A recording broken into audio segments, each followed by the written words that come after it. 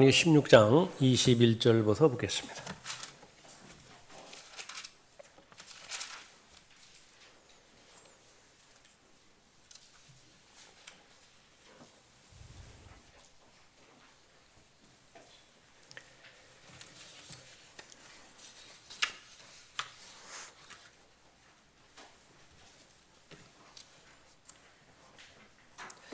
(21장부터) 마지막 장까지 두 가지로 우리가 살펴볼 수 있는 것은 죄는 얼마나 두려운 존재인가, 죄가 저주하는 그 저주의 구체적인 영역은 어디까지 사람을 저주할 수 있는 것인가 하는 것이고요. 또 하나는 죄가 아무리 두려운 존재이고 무서운 존재라 하더라도 그 죄를 이기신 예수 그리스도께서 나의 주님이시기에 예수 그리스도의 보혈을 주장할 때에 얼마만큼 또 하나님께서는 회복의 길을 열어주시고 다시 한 번의 기회를 우리에게 허락해 주시는 것인가, 그것을 볼 수 있습니다. 21절 보십시오. 필리스티아인들이 그를 붙잡아 그의 양눈을 빼고 그를 가자로 끌고 내려가서 놋 족쇄로 채우니 그가 감옥에서 맷돌 돌리는 일을 하더라. 그러나 그가 머리를 깎인 후에 그의 머리카락이 다시 자라기 시작하더라.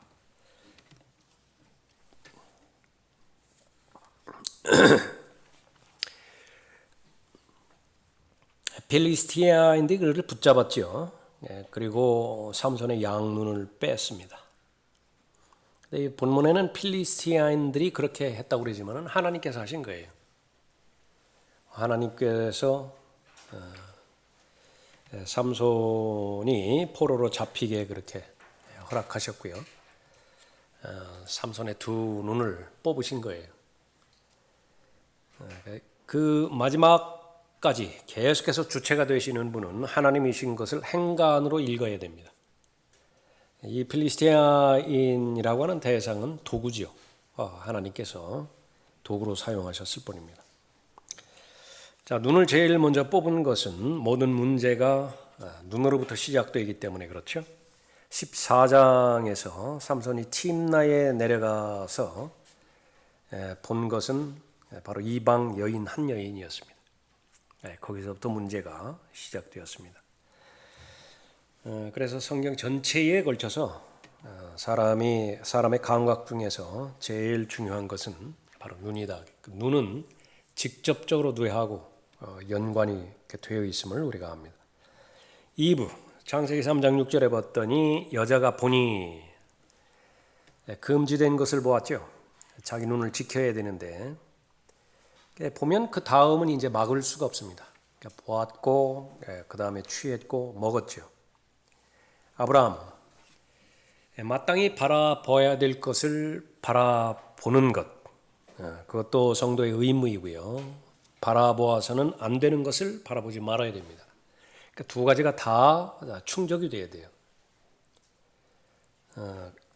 그런데 아브라함은 두려움을 보았습니다.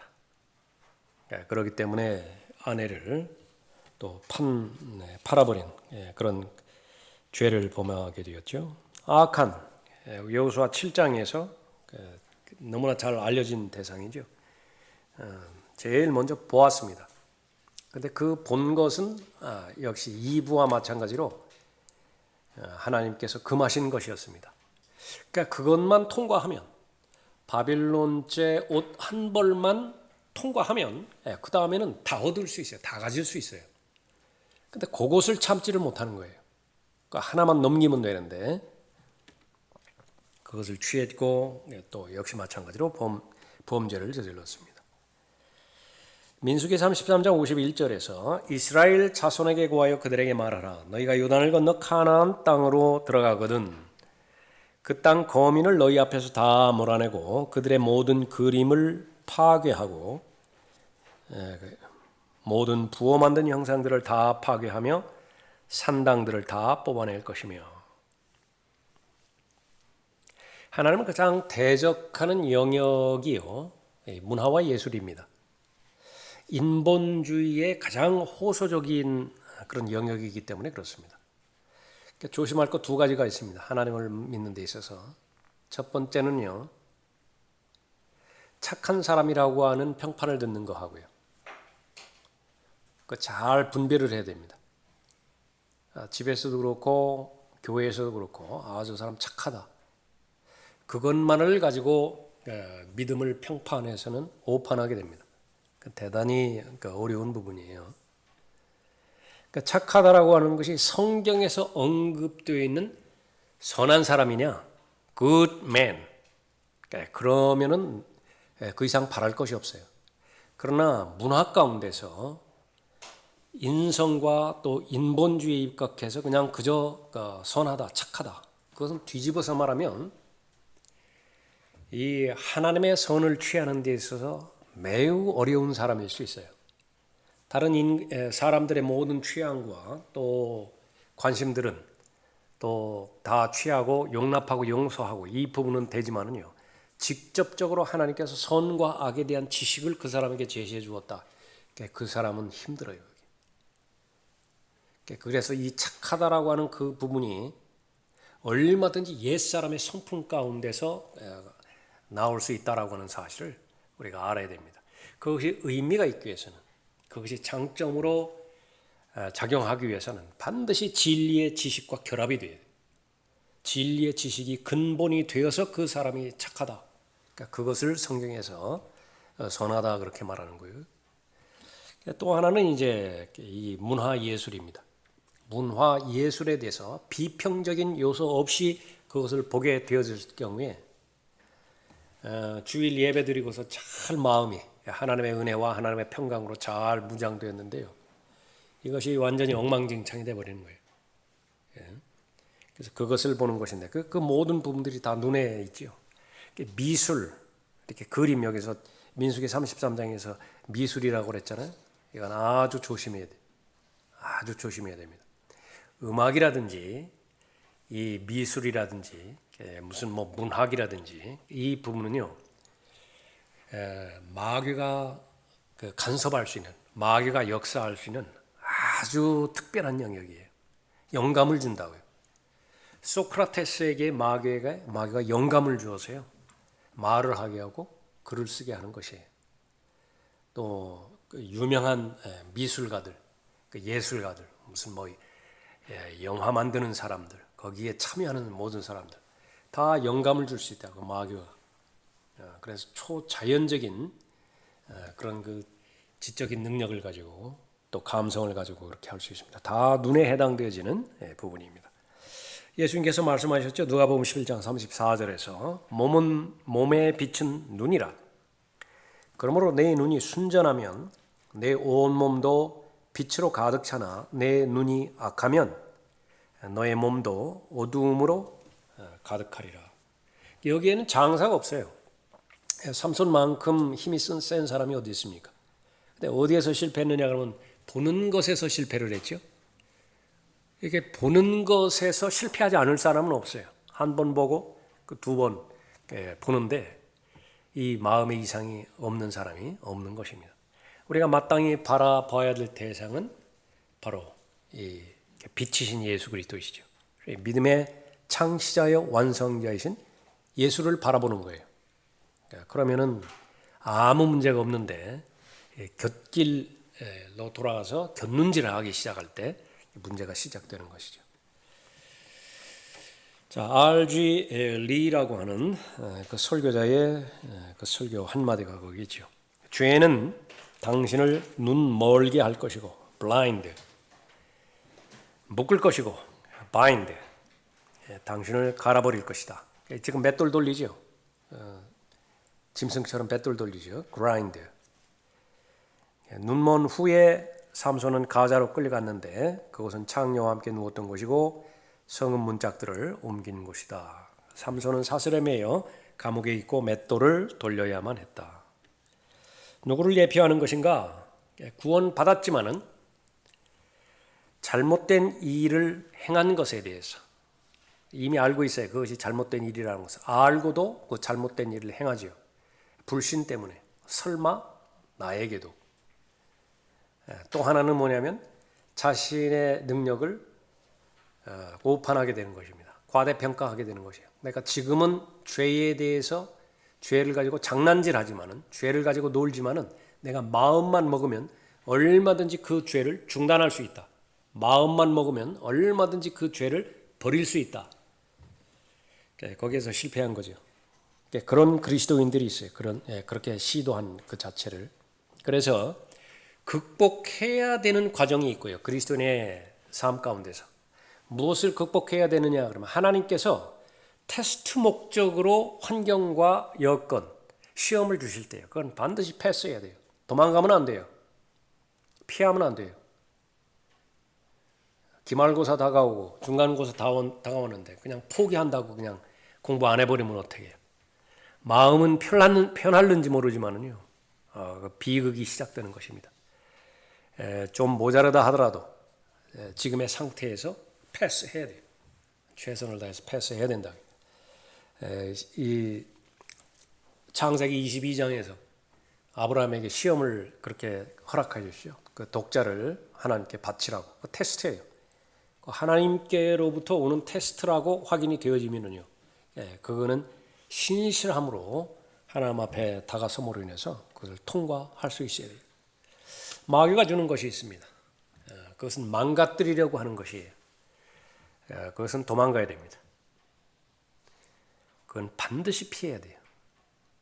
그 죄와 맞서서 내 능력으로 그것을 싸워서 이기겠다. 믿음의 힘으로 싸워서 이기겠다. 그 믿음이라고 하는 말을 잘못 사용하는 것이죠. 분별을 해야 됩니다. 이것이 극복이 되어야 되는 과제인 것인지 아니면 피해야 되는 것이지. 그래서 이 육신의 요소로부터 나오는 것, 그거는 피해야 돼요. 그래서 디모데후서 2장에서도 그릇을 깨끗하는 데 있어서 추구해야 되는 것이 있고 피해야 되는 것이 있죠. 피해야 되는 그 가운데 하나가 정욕입니다. 젊음의 정욕을 피해야 돼요. 거기서 젊음의 정욕이라고 그랬지만은 정욕에는 나이를 따지지 않습니다. 요셉과 같은 경우가 이제 훌륭한 예죠. 동침하자 그렇게 그 유혹의 손길을 뻗쳤을 때에 그것은 도망가야 됩니다. 잃어버릴 수 있다고요. 그 상태에서 자기 겉옷을 잃어버렸죠. 겉옷을 잃어버렸지만은 간증은 지켰어요. 그런 그 부분을 우리가 봐야 됩니다. 그래서 이 잘못된 일에 대한 것에 대해서 고난받는 그리스도인, 징계받는 그리스도인, 그것을 말하는 것입니다. 베드로전서 4장 16절에서 그러나 만일 너희가 그리스도인으로서 고난을 당하면 부끄러워 말고 전제 조건은 무엇입니까? 그리스도인으로서죠. 그리스도인으로서 합당한 삶을 살다가 복음에 합당한 삶을 살다가 고난을 당하면 부끄러워하지 말고 오히려 그 일로 인하여 하나님께 영광을 돌리라. 하나님께 영광 돌릴 수 있는 방법은 히브리서 11장 6절에 의하면 믿음이 있어야 돼요. 여기서 영광 돌리는 것은 믿음이 있다라고 하는 것을 내가 입증하는 것이거든요. 스스로 증명하는 것이에요. 그것이 무엇이냐면 그리스도인으로서 받는 고난입니다. 그러면 그것을 오히려 기뻐하라. 왜 그러냐면 스스로가 내 믿음을 입증하기 때문에 그렇습니다. 아브라함은 믿음이 있는데 그 믿음에 대해서 확신을 심어주기를 원하세요. 하나님께서. 그래서 그것을 테스트하는 것이 조금 전에 살펴봤던 이삭을 바치라는 것입니다. 엄청난 갈등이 있었겠죠. 자기보다 더 사랑하는 대상인 아들을 바쳐야 되니까. 그러나 통과했습니다. 패스했어요. 그랬을 때에 하나님께서 아브라함에게 말씀하셨죠. 내가 믿음이 있는 것을 내가 아노라 그랬죠. 하나님께서 모르실 리가 있어요? 모두 다 아시는 분이신데 그것은 아브라함으로 하여금 알게 하는 것입니다. 내가 가지고 있는 믿음, 그것은 순수한 믿음이고 그것은 살아있는 믿음이다. 아브라함은 그 믿음에 대해서 확신할 수 있었던 것입니다. 우리도 마찬가지예요. 그런데 이것과 또 똑같은 그 말은 고난은 고난인데 동기가 다른 고난이 분명히 있다라고 하는 사실을 아는 거죠. 너희 중에 누구도 살인자나 도둑이나 행악자나 다른 사람들의 일에 간섭하는 자처럼 고난을 당하지 않게 하라. 이것은 동기가 하나님과는 아무런 상관이 없습니다. 그래서 이렇게 죄를 지었다고 한다면 이제 벌을 받게 되지는데 그것이 이제 이 삼손이 갇혀 있는 감옥, 그것을 이제 최종 장소로 그렇게 볼 수 있겠죠. 그 감옥에 가는 거예요. 그리스도인도 얼마든지 감옥에 갈 수 있습니다. 그러나 그 감옥에 가는 것이 옳은 일을 한 것 때문에 감옥에 가야지 옳지 않은 것을 행하는 것 때문에 감옥에 가서는 안 된다라고 하는 것입니다. 두 가지 경우가 있어요. 하나는 레스터 롤로프 같은 경우입니다. 감옥에서 많은 시간을 보냈는데 무엇 때문에 감옥에 갔는 것이냐? 청소년들에게 하나님의 말씀을 설교를 했고 성경 공부를 했고 성경 읽기와 성경 암송을 그렇게 강조를 했습니다. 그런데 이것이 국가의 정책과 충돌이 되어버렸어요. 어느 경우에 있어서는 그것을 하지 말라고 국가가 간섭을 하는 것인데 그거 듣지 않았습니다. 그대로 밀고 나갔어요. 법을 어겼겠죠. 국가의 법을. 그래서 감옥에 갔습니다. 그런 경우가 있다. 또 하나는 무슨 도덕적이고 윤리적인 죄를 짓지를 않아요. 그리스도인입니다. 그런데 그 사람이 감옥에 가는 것은 다분히 정치적인 이유로 감옥에 가요. 지금 우리나라에서는 이 부분이 없지만 미국에서는 세금을 내는 것이 성경적이냐 그렇지 않은 것이냐 이 문제가 좀 골치 아픈 주제로 떠오르기도 합니다. 그래서 그 세금을 내는 문제로 세금을 안 내기 때문에 위법을 해서 감옥에 가는 사람이 있는데 그 목사들도 있어요. 그렇게 그런 거는 의미가 없습니다. 우리나라 입장에서는 교회라고 하는 것은 진리의 기둥과 터전을 말하는 것인데요. 그러니까 진리의 기둥과 터전이 교회예요. 교회. 그 부분을 간섭을 받는 것에 대해서는 우린 저항을 합니다. 항거를 해요. 그러나 폭력은 허용되지 않아요. 거리 설교하다가 다른 사람이 심하게 해서 폭행을 저질렀다 그러고 맞아야 돼요. 대들면 안 된다고요. 거기에 대해서 법에 호소를 한다든지 거기까지는 우리가 하지만은 맞서서 그렇게 하는 것은 아니라 그 말이에요. 예.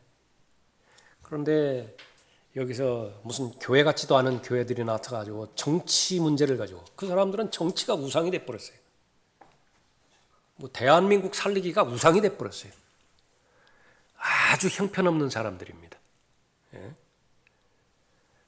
그래서 그 정치 운동하러 교회 오는 거예요.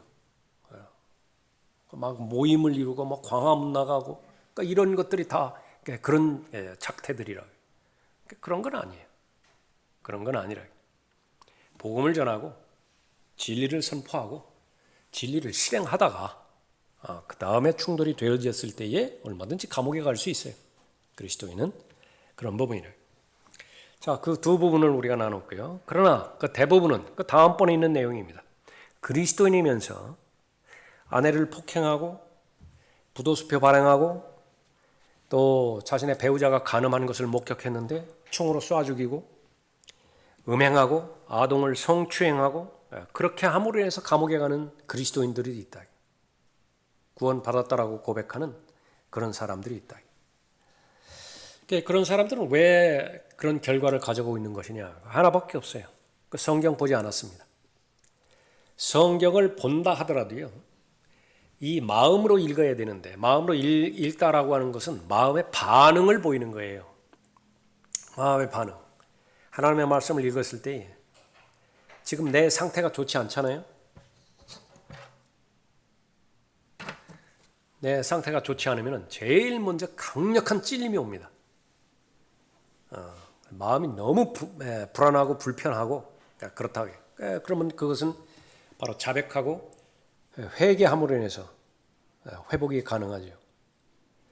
또 하나님의 말씀을 읽었을 때 내가 기쁘다고 지금 일도 잘 안 풀리고 또 세상에서 해야 될 일 생각하면 마음이 무겁고 그렇게 되는데 하나님의 약속의 말씀을 내가 다시 한번 확인했을 때 마음이 아주 안정된다고요. 기쁨과 감격으로 평강으로 지각을 초월하는 하나님의 평강으로 내 마음에 나오지요. 그럼 그 사람이 감사하지 않겠어요? 하나님 앞에 감사하죠. 예. 또 하나님의 말씀을 내 빛으로 본다면은요. 아주 강력한 망치로 작용해가지고서 그렇게 적이 쌓아놓은 성 이것을 부수고 싶다고요. 그러니까 강력한 복음 전파에 대한 마음의 열정이 오고 또 지금까지 마귀에게 사로잡혀 있는 자들을 진리의 말씀으로 참 빛이신 말씀으로 이겨오고 싶다고. 그런 다양한 마음의 반응들이 있어요. 그런데 문제는 그런 반응이 전혀 없어요. 전혀 없어요. 예. 무슨 소설가 소설 읽는 거 하고 무슨 유명한 사람들 수필 쓴 거 하고 심지어 드라마 작가가 드라마 이렇게 방영하는 거 그게 마음에 감동이 있잖아요. 그런 거 본다 하더라도 그 이상 넘지를 못한다. 그럼 위험스럽다. 그런 사람들이 그러니까 본인을 지키는 데 있어서 확인해 볼 수 있어야 합니다. 자, 거기 나왔죠. 성경을 내려놓고 그 책에 기록된 내용들에 주의를 기울이지 않는다면이라고 하는 말은 무엇입니까? 명령에 불순종한 거예요. 조심하지 않은 것이죠.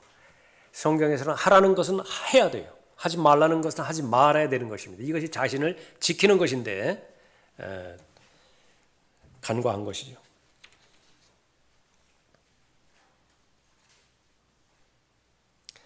기울이지 않는다면 구원받지 못한 사람들이 인생을 마치는 것처럼 그리스도인도 그렇게 인생을 마칠 수 있다. 한 가지 변화밖에 없다고요.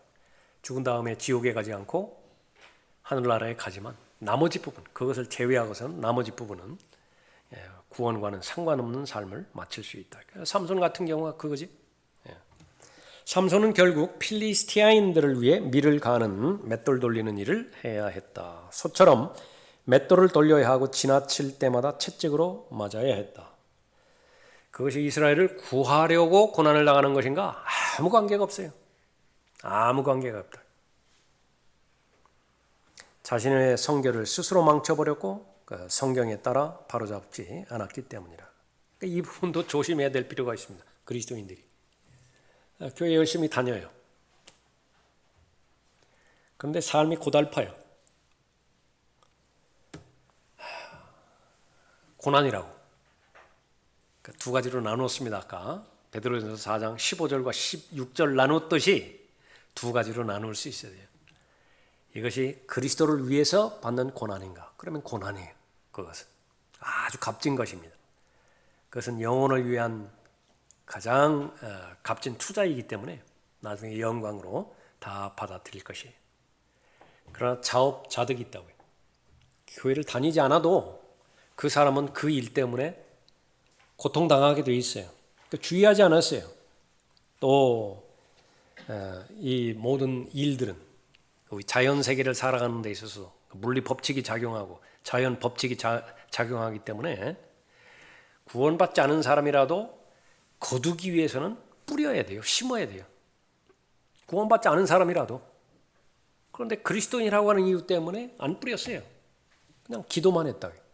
그러니까 그런 것 가지고 그 뒤에 결과를 가져왔을 때에 그 모두 고난이라 그렇게 해서는 안 된다.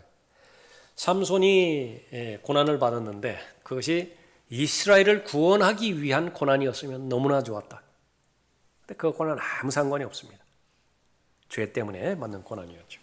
22절에 그러나 그가 머리를 깎인 후에 그의 머리카락은 다시 자라기 시작하더라. 이것이 이제 소망입니다. 얼마든지 그리스도인은 죄를 지을 수 있어요. 그러나 그 사람이 구원받았다라고 한다면 회복의 기회를 하나님께서 주십니다. 실상 히브리서 11장에서 믿음의 장이라고 보는 그 부분에 수많은 믿음의 영웅들이 있죠. 믿음의 전당이라고 합니다. Hall of Faithful, 그러니까 신실한 사람들, 믿음의 사람들의 전당이다 그렇게 말하는데 그건 다른 말로 어떤 사람이 말하는데 Hall of Failure, fail, 그러니까 실패한 사람들의 전당이다. 맞는 말이죠. 아브라함부터 시작해서 실패하지 않은 사람이 없어요. 아브라함도 실패했죠. 이삭 실패했죠. 야곱 실패했죠. 여호수아 실패했죠. 모세 실패했죠. 다 실패했지만은 그런 것들은 다 가려주시고 믿음으로 나아갔던 그 부분만 그렇게 기록해 놓으시죠. 우리의 소망입니다. 머리카락이 나오는데 이것은 나시린과 아주 관련이 있었죠. 하나님께 나시린으로 그 서원했을 때에 그 서원한 상징이 머리카락이었습니다. 그러나 삼손의 능력은 머리카락에 있지 않아요. 그건 상징일 뿐입니다. 삼손의 능력은 어디로부터 나오는 것이냐? 하나님으로부터 나오는 것인데 거기까지만 말한다 하더라도 반은 옳고 반은 부족해요. 그 부족한 면을 채우는 것은 뭐냐면 삼손의 상태에 달려 있습니다. 그래서 관계예요, 그것이.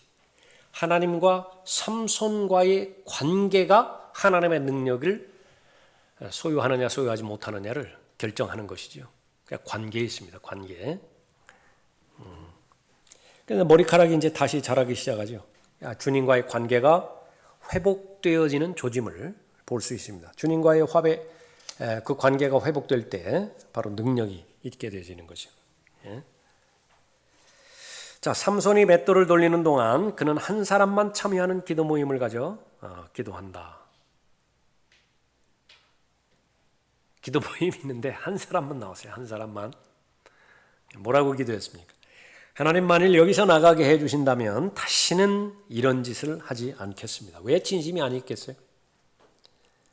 이런 고통, 이 모멸감. 이제 실체를 바라봤죠. 자기가 힘이 다 떨어졌을 때에 자기는 어떤 존재인가를 너무 뼈저리게 느꼈습니다. 이제 더 이상 내려갈 곳이 없어요.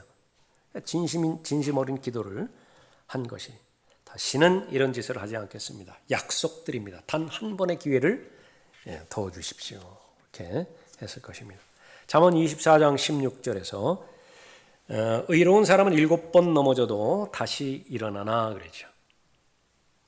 그리스도인의 성공적인 삶은 무엇인가? 완벽한 삶을 사는 것을 정의하지 않아요. 그것은 그리스도인부터 시작해서 모든 하나님의 일을 맡겨주신 그런 그 사역자, 또 각자의 처소에 살아가는 그리스도인 모두가 다 해당되는 것입니다. 신실함을 하나님께서 원하시는 것인데 죄를 지을 수 있어요. 그러나 그 죄를 지었을 때에 다시 하나님을 바라보고 하나님의 약속을 상기해서 일어서는 사람입니다. 회복시켜 주시기를 간청을 드리고 그를 위해서 기도하는 것이에요. 그리고 자신의 유약함을 하나님 앞에 비추고 반복되지 않도록 하나님 앞에 도움을 요청해 드리는 사람이죠. 그런데 다음에 또 반복될 수 있어요. 그러면 그때도 또 일어나는 것입니다. 문제는 지금 내가 자백했을 때에 여기서 말하는 것처럼 다시는 이런 짓을 하지 않겠습니다. 그것이 진심 어린 고백이어야 돼요.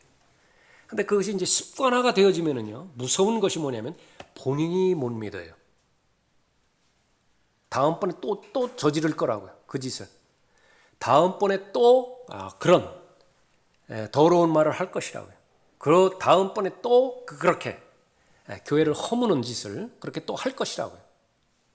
그러니까 그것이 반복되어지면 본인에게 문제가 있지 하나님께는 아무 문제가 없습니다. 하나님께서는 10번 자백하면 10번 다 용서해 주신다고요. 10번 회개하면 10번 다 되돌이켜 주시는 것이에요. 문제는 본인이 믿음으로 확신으로 나아가지 못하게 하는 데 있죠. 그래서 반복하는 것은 반드시 피해야 되는 그런 부분입니다. 성공적인 그리스도인, 신실한 그리스도인, 죄를 전혀 짓지 않는 사람이 아니라 죄를 짓는다 하더라도 다시 한번 회복에 마음을 두는 사람을 말하는 것입니다. 하나님께서는 삼손은 넘어졌으나 그러나 다시 일어나려 한다. 하나님께서는 삼손에게 두 번째 기회를 주신다. 그러나 그 대가를 치러야 한다. 그러나 그 대가를 치러야 한다. 여러분의 마음에 새기셔야 됩니다. 얼마든지 용서돼서 하나님과의 관계가 회복이 될 수 있지만은 그 흔적은 없어지지 않아요. 흔적은 남아요. 그게 그렇게 해서 제일 좋은 방법은 그것이 나쁜 것이라고 여겨졌을 때는 아예 입에 대지를 않는 거예요. 아예 대지를 않는 거예요. 그 모든 것들을 다 경험해보고 충분히 경험해보고 이것이 결국은 나쁜 것이었어. 어리석다. 그런 결론을 맞는 거예요. 그런 그 결론을 그렇게 맺지 않은 사람은 아무도 없어요. 왜 그런 것인가? 죽음이 닥쳤을 때에 비로소 하나님의 말씀이 옳다라고 하는 사실은요, 구원 받은 사람이건 받지 않은 사람이건 믿음이 있는 사람이건 그렇지 않은 사람이건 다 동의해요. 그것을 어떻게 할 수 있죠? 죽음 직전까지 나는 잘 살았다 그렇게 말하는지 모른다 그래요. 그러나 문제는 둘째 사망이에요. 두 번째 사망. 백보자 심판 앞에서 다 구원받지 못한 사람 다 일어나가지고 보세요. 지금까지 생애를 다 파노라마처럼 다 확인한 다음에 영원한 불못으로 들어가는데 거기서 반드시 들어가기 전에 고백을 해야 돼요. 동의합니다. 반문이 있는 것인가? 다른 제기할 문제가 있는 것인가? 전혀 없습니다. 그 말을 하나님께 하고 다시 말하면 아멘이에요. 아멘. 다시 말하면 예수 그리스도를 시인하는 거예요. 거기서. 그 시인한다라고 하는 것은 하나님의 말씀에 대한 시인을 말하는 것인데 그 하나님의 말씀이 다 옳다라고 거기서 시인하는 거예요. 부질없는 짓이지요. 그러니까 백보자의 심판에서 예수 그리스도를 시인하는 것은 너무 늦고 그래서 그리스도의 심판석에서 예수 그리스도를 시인하는 그리스도인이 그렇게 돼야 되는 것이죠. 그 대가를 치러야 된다라고 하는 사실을 아는 것입니다. 23절 보십시오. 그때에 필리스티아인들의 군주들이 모여 그들의 신 다곤에게 큰 제사를 드리고 즐거워하며 말하기를 우리의 신이 우리의 원수 삼손을 우리 손에 넘겨주셨다 하더라. 이 다음부터는요, 내가 죄를 지었을 때 그것이 나에게만 해당되는 것이 아니라 내 가족, 넘어서 이스라엘 민족 전체, 거기서도 안 끝나요. 어디까지 미치는 것이냐 그러면은 하나님의 명예까지 미치는 거예요. 그 사실을 알아야 된다. 그런데 그 사실을 알면은 범죄했을 때도 우리의 자백의 영역, 회개의 영역을 우리가 정확하게 아는 것이지만은 초신자라든지 아니면 여전히 자기중심적인 사람이라든지 그러면은요, 죄를 지어놓고도 자백할 때 자기 연민에 해당되어지는 것만 자백할 뿐이에요. 그건 힘이 없어요. 그것은 내가 한번 잘못해가지고 내 아버지와 내 어머니의 명예에 그 체면에 얼마만큼 먹칠을 한 것인지 그것을 알아야 된다. 내가 욱하는 마음을 저지른다 하더라도 이 사실이, 이 결과가 가정에 파급될 여파를 생각하기 때문에 참는 것이라고요. 성숙한 사람은. 그러나 그러지 못하면 그냥 저질러 버려요. 저질러 버린다.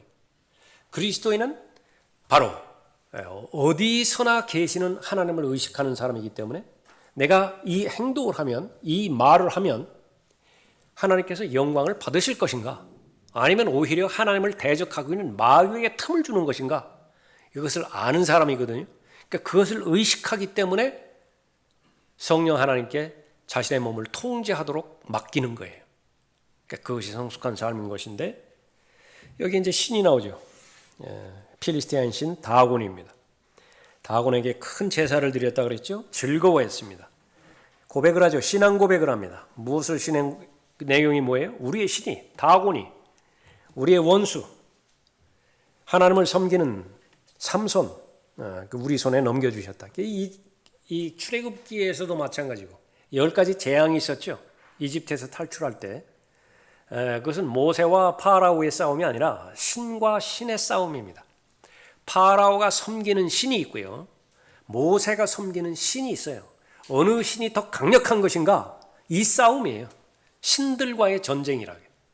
그러면 파라오와 모세는 대리자라고요. 그 배경이 있어서 필리스티아인들 다곤의 그 대리자들이고요. 주 하나님, 여호와 하나님이죠. 그 대리자가 바로 삼손인데 삼손이 패배해버렸어요. 그럼 그것은 무엇을 말하는 것이냐 하면 하나님이 패배한 거예요. 그러니까 그 승리를 말하는 것입니다. 우리의 신이 우리의 원수 삼손을 우리 손에 넘겨주셨도다 뭐라죠. 신명기 32장 17절에서 그들은 하나님께 희생제를 드리지 않고 마귀들에게 하였으니 이스라엘을 말하는 것입니다. 이스라엘 반드시 하나님께 희생제를 드려야 되는데 마귀들에게 제사를 지낸 거예요. 곧 그들이 알지 못했던 신들에게 했으며 너희 조상들도 두려워하지 않던 새로 생긴 새 신들에게 했느니라. 이때에 하나님의 성품, 하나님의 속성이 나타나는데 질투하시는 하나님이에요. 질투하시는 하나님, jealous. 예. 신약에서도 마찬가지입니다. 고린도전서 10장 20절에서 그러나 내게 말하노니 이방인들이 제사하는 것은 마귀들에게 하는 것이지 하나님께 하는 것은 아니니라. 나는 너희가 마귀들과 교제하는 자들이 되는 것을 바라지 아니하노라. 어디에서 그러면은 이 마귀들에게 제사하고 마귀들과 교제하는 것이냐? 교회 한복도 아니에요. 성도들이 하나님을 찾는데, 하나님을 경배하는데, 하나님을 섬긴다고 하는데, 하나님 앞에 제사 드린다고 하는데, 하나님 보시기에서는 그건 마귀들에게 드리는 거라. 마귀를 제사하는 것이라고 말해요.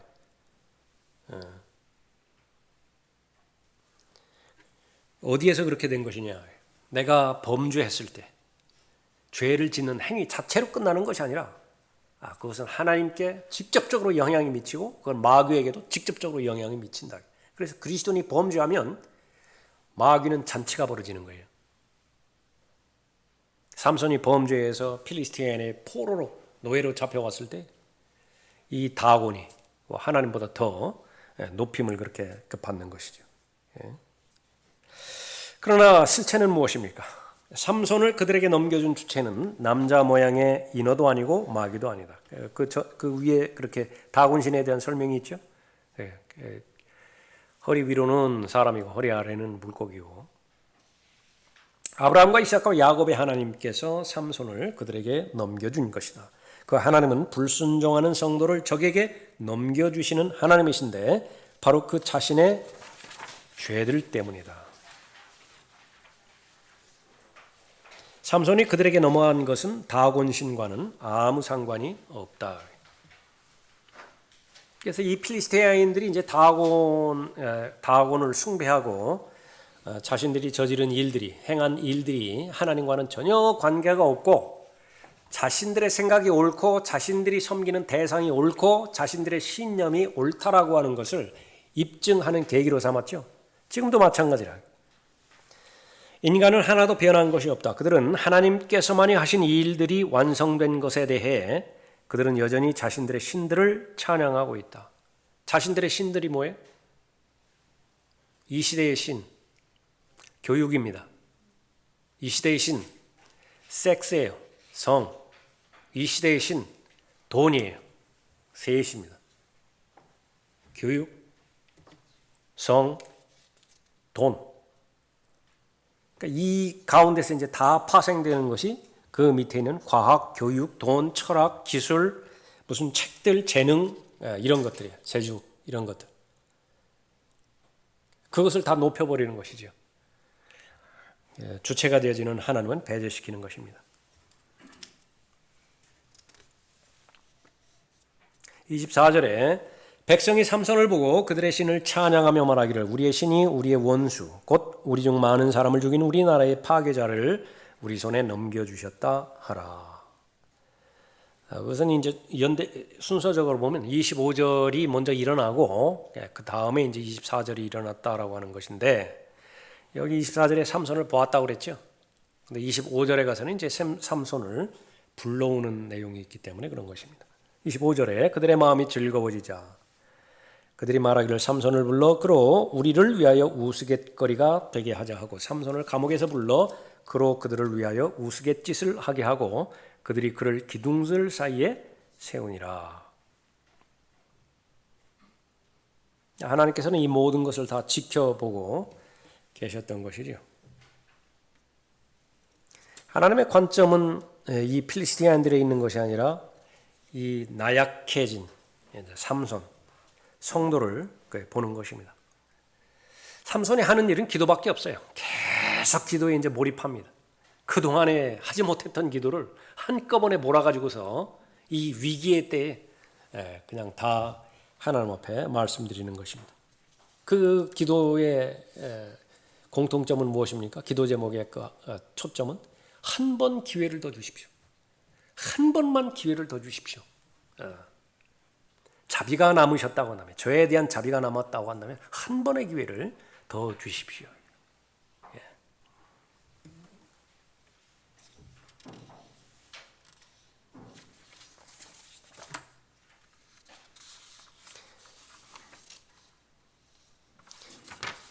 24절까지 나왔죠. 25절 봤죠. 26절 보십시오. 26절.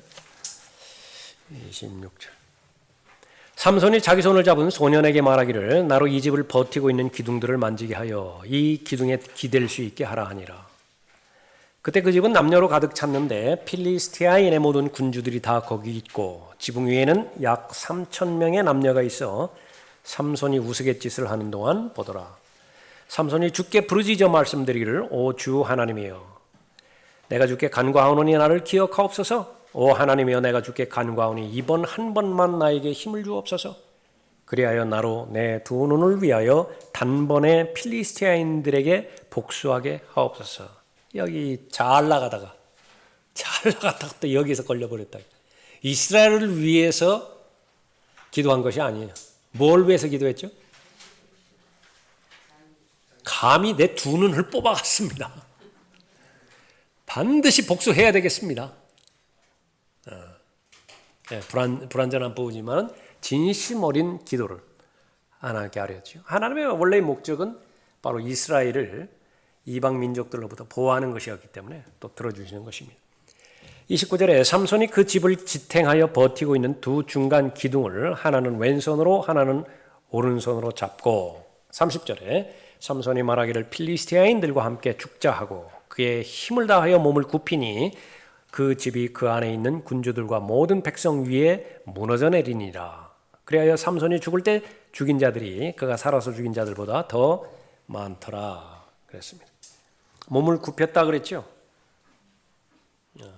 그래서 보통 기둥을 이렇게 미는 것으로 그 그림들이 그려지는데 반대예요. 꽉 이렇게 안아버렸다 그렇게 보는 것입니다. 자살했습니다. 그렇지만은 히브리서 11장 32절에 따르면 믿음의 영웅으로 기록되어 있고 삼손은 현재 하늘에 있습니다. 가톨릭에서는 이것을 대죄에 포함을 시켰어요. 대죄는 용서받지 못할 죄를 말하는 것입니다. 그 가운데 하나가 자살이라 그렇게 말합니다. 이 모든 것이 틀린 소리라고 하는 것은 삼손의 경우를 보면 알아요. 삼손은 자살로 생을 마감했지만은 그러나 성경에 기록되어 있고 하늘에 있다. 예수 그리스도의 보혈을 제한시키는 것이 이 대죄에 어떠한 죄가 있다고 그렇게 못 박는 것입니다. 해결하지 못할 죄가 없어요. 예수 그리스도의 보혈은. 그 밑에도 한번 봅시다. 이 시대에 믿음과 행위로 구원받는다고 믿는 사람들이 있다. 하나님의 말씀을 올바로 나누지 못함으로 인해서 구약 시대의 믿음의 구원의 방법과 대환란 시대의 구원의 방법을 이 시대에 적용하는 사람이죠. 믿음과 행위로 구원을 받아야 된다.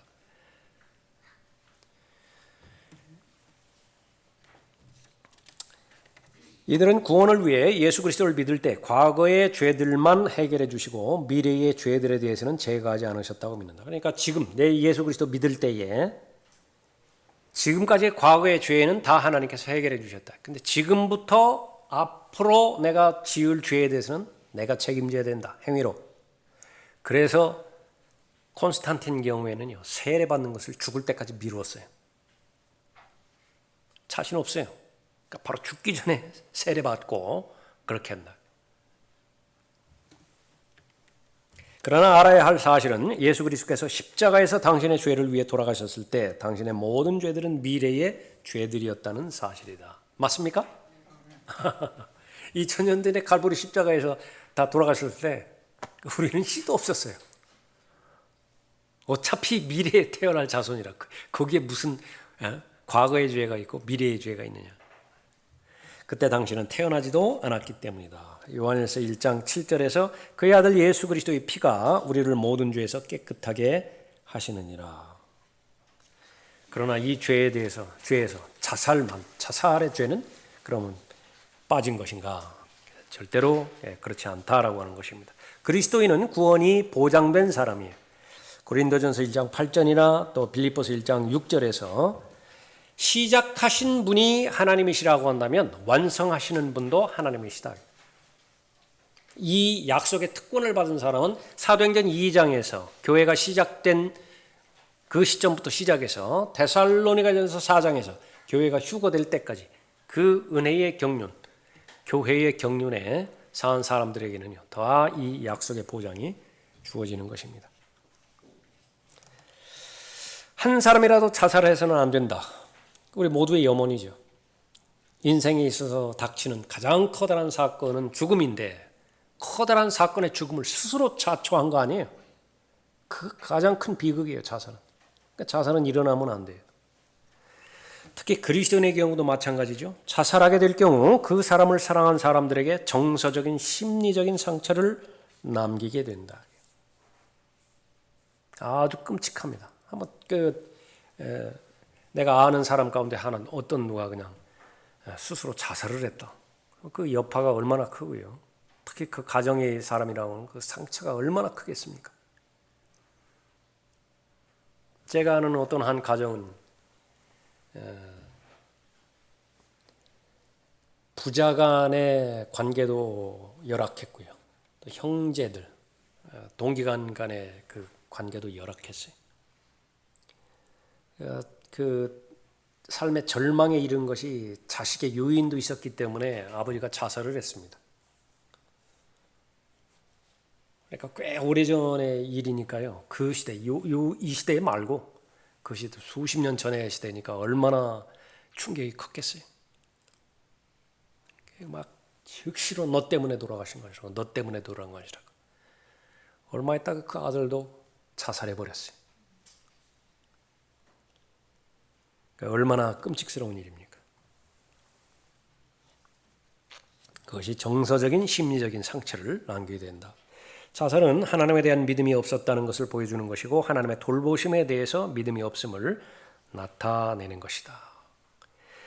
이는 또한 구원받지 못한 세상에 대해 끔찍한 간증을 남기는 것이다. 그 세상에 우리를 보고서 영향을 받는 부분도 있죠. 그래서 제일 강조한 것이 형제들끼리 사랑하라라고 말하는 것이 바로 그 부분이었습니다.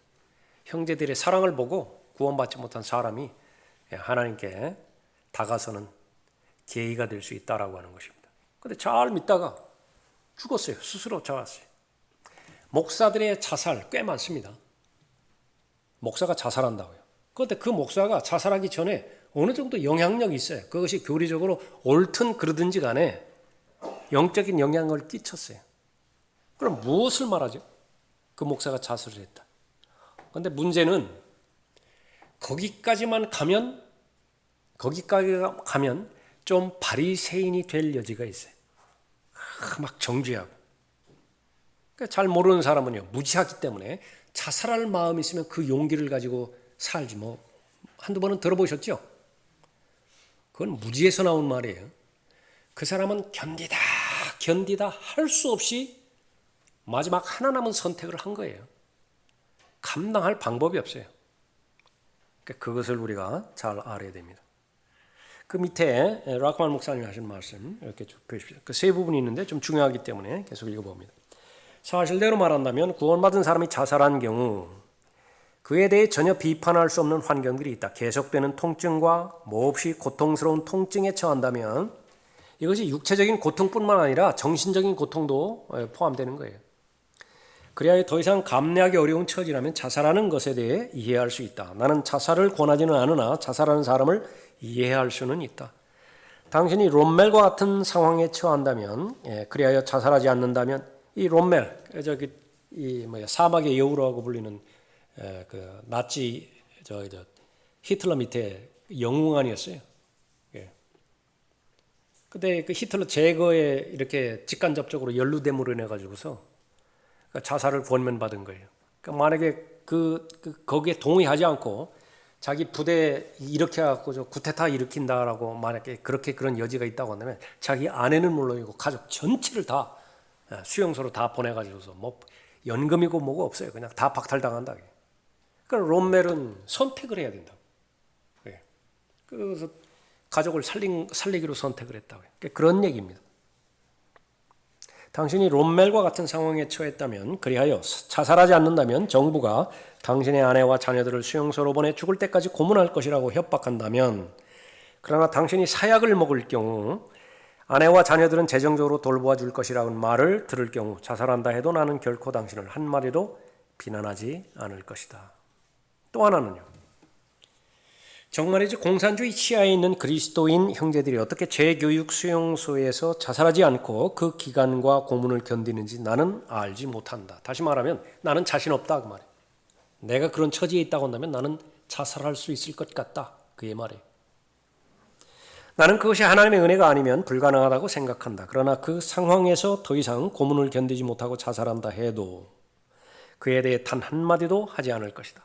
그렇게 하는 것이 형제들을 밀고 하여 더 많은 그리스도인들이 고문받는 것보다 훨씬 더 낫기 때문이라.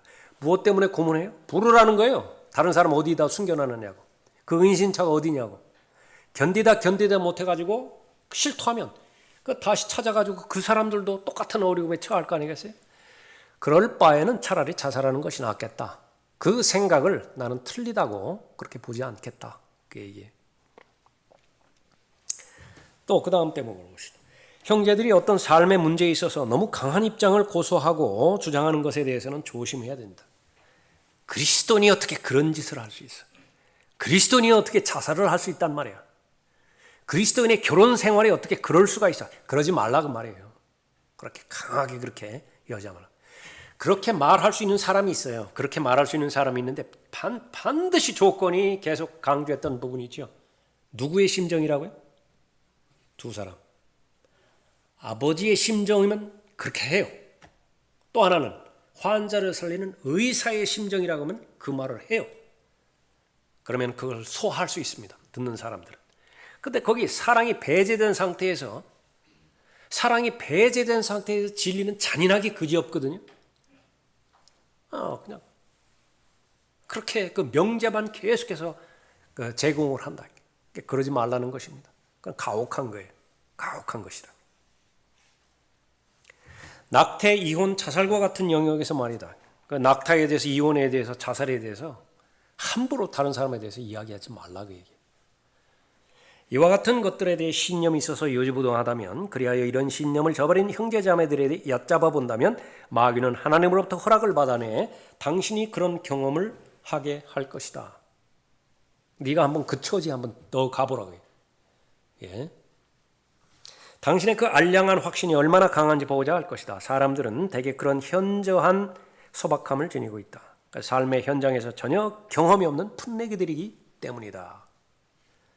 그러니까 이론만 가지고서 평가하지 말라 그 얘기죠.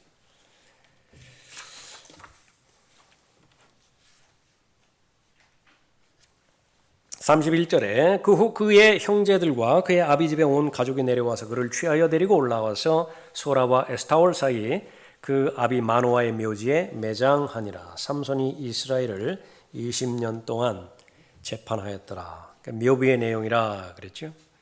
비록 수치스러운 죽음을 죽었을지라도 삼손은 여전히 예수 그리스도를 예표하고 있다. 모든 재판관들은 다 예수 그리스도를 예표하고 있습니다. 다만 단점에 해당되어지는 것은 비켜가야 돼요. 삼손의 경우는 어느 부분에 닮았습니까? 예수님과. 예수 그리스도는 분명하게 자신의 생애 가운데 행하셨던 일보다 죽음 안에서 더 많은 일을 행하셨다. 그래서 예수 그리스도의 탄생, 그건 비중 둘 필요 없어요. 중요한 것은 예수 그리스도의 죽음이에요. 그러니까 죽음으로 말미암아서 다 이루었다 말씀하셨을 때 오신 목적을 다 이루신 것이죠. 그리스도께서 죽으셨을 때에 정사와 권세를 벗겨내셨죠. 골로새서 2장에서. 이는 살아계셨을 때 완성된 것이 아니라 죽음으로 완성하신 것이다. 예수 그리스도처럼 삼손은 악한 자들과 더불어 죽었다. 이사야 53장 9절에서 예수 그리스도는 범죄자들과 함께 죽었죠. 삼손의 형제들과 그의 아비 집에 온 가족이 그를 장사 지내기 위해 이방인들로부터 그의 몸을 되찾아 와야만 됐다. 생각나는 사람은 니코데모와 아리마대 요셉이죠. 예수님을 장사 지내기 위해서 그때 나왔던 사람입니다.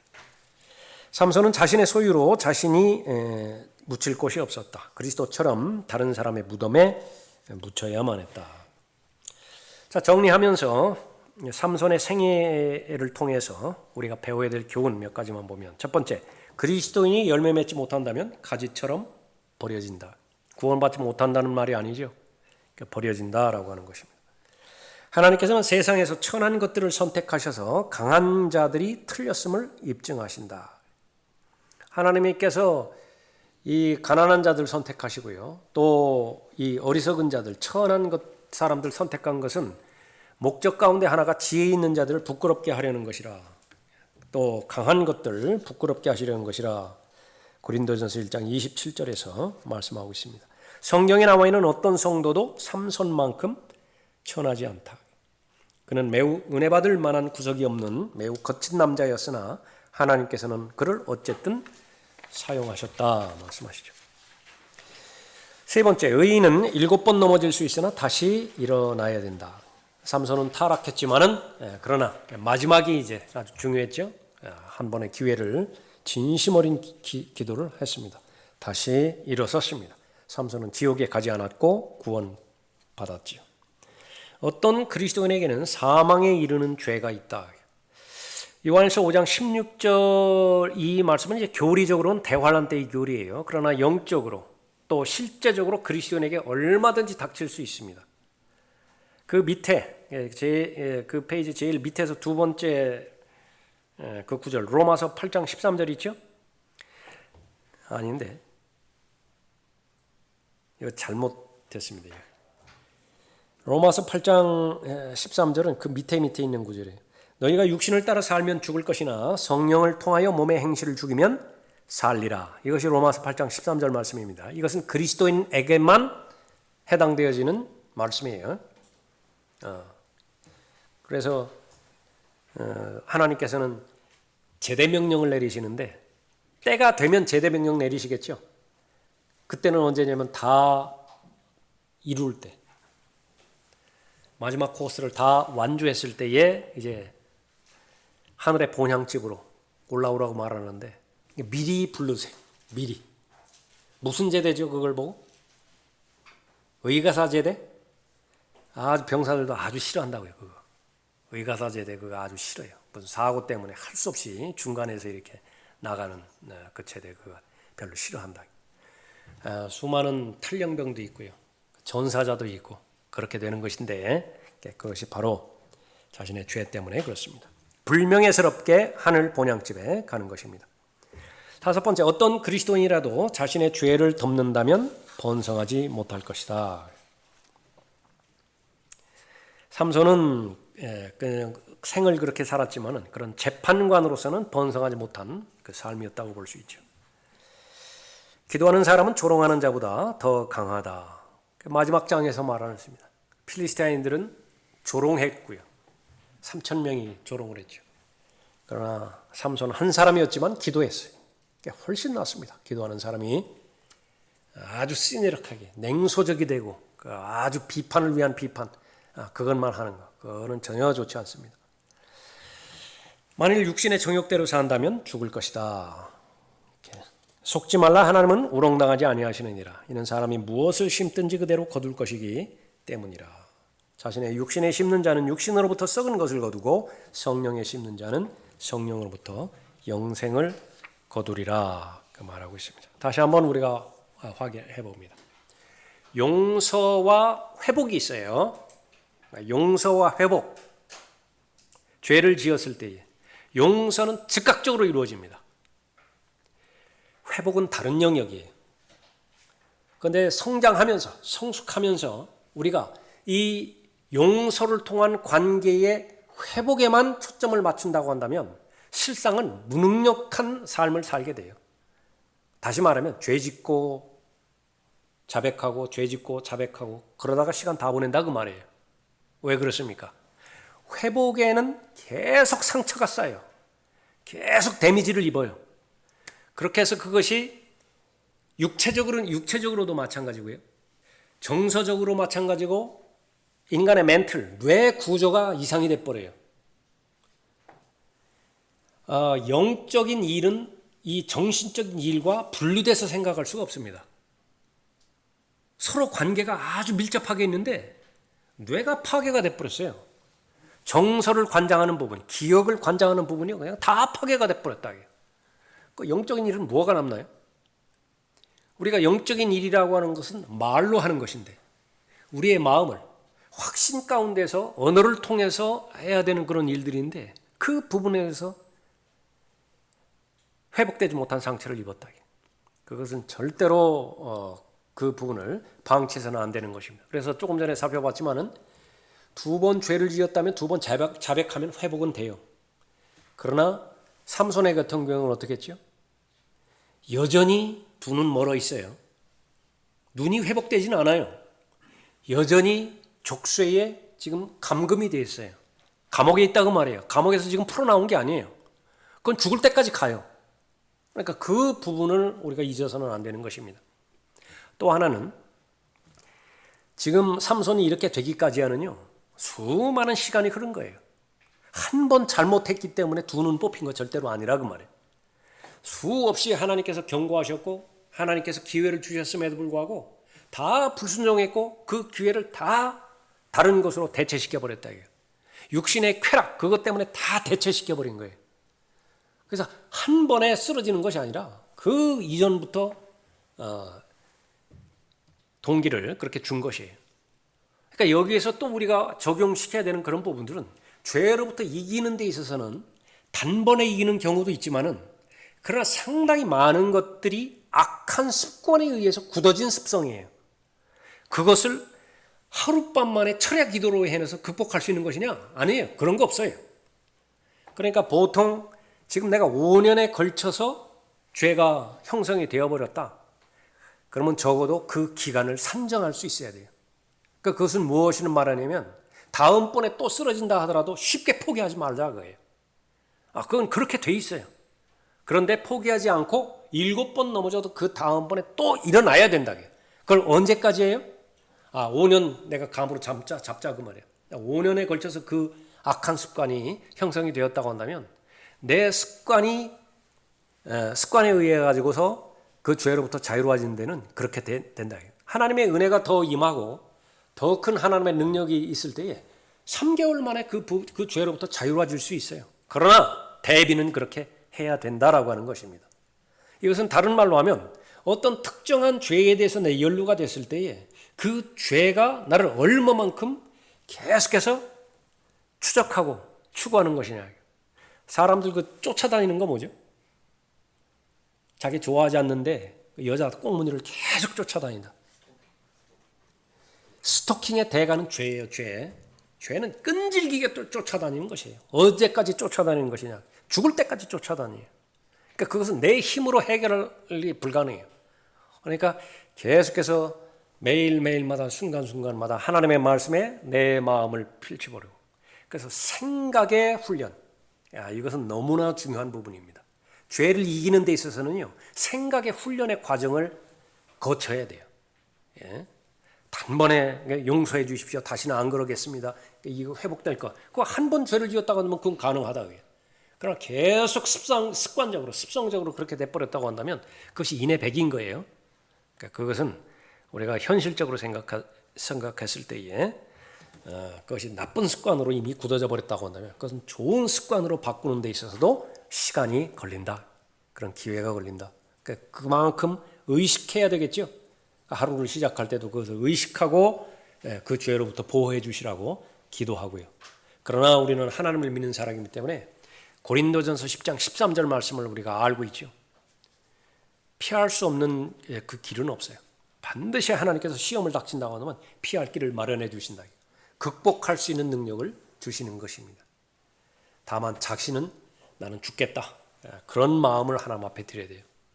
이 죄를 지을 바에는 나는 차라리 죽겠다. 그렇게 했을 때에 갈라디아서 2장 20절의 말씀에 의해서 내 육신은 옛사람은 십자가에 처형이 되고 내 새 사람은 하나님과 동행하는 것입니다.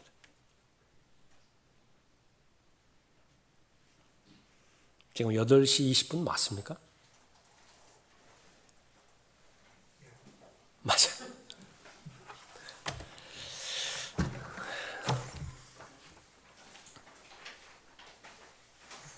하기는 좀 한 5분, 10분 늦게 시작했다고 한번 그렇게 생각하십시오.